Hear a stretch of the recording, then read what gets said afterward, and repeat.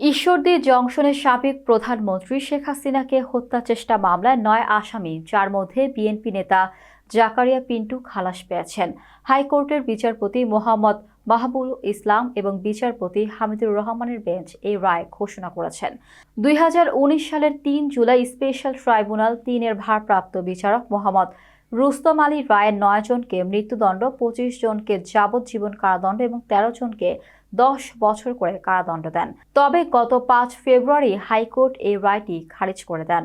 মামলার আসামি পক্ষের আইনজীবী কায়সার কামাল এবং মাকসুদ উল্লাহর বক্তব্য ছিল যে মামলা আইনের অপপ্রয়োগের শিকার এবং তদন্ত ছিল দুর্বল ও কাল্পনিক। ১৯৯৪ সালে ২৩ সেপ্টেম্বর শেখ হাসিনা ট্রেনে খুলনা থেকে সৈয়দপুর যাচ্ছিলেন। সে সময় ঈশ্বরদী রেলওয়ে জংশনে হামলা চালানো হয়েছিল।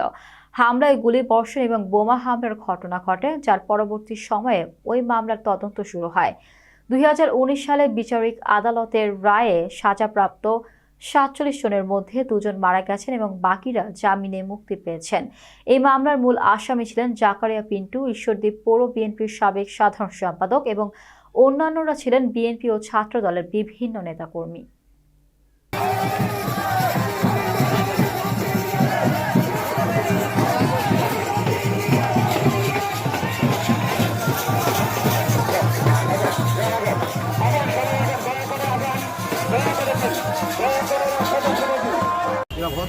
একটু আনন্দ করতে, এটাই আমার কথা। আমি বলি এটা একটা ঐতিহাসিক রায় এবং এই ফ্যাসিস্ট সরকারের যে একটা ষড়যন্ত্রমূলক একটা মিথ্যা, সেটা আজকে প্রমাণিত হয়েছে যে একটা মিথ্যা মামলা।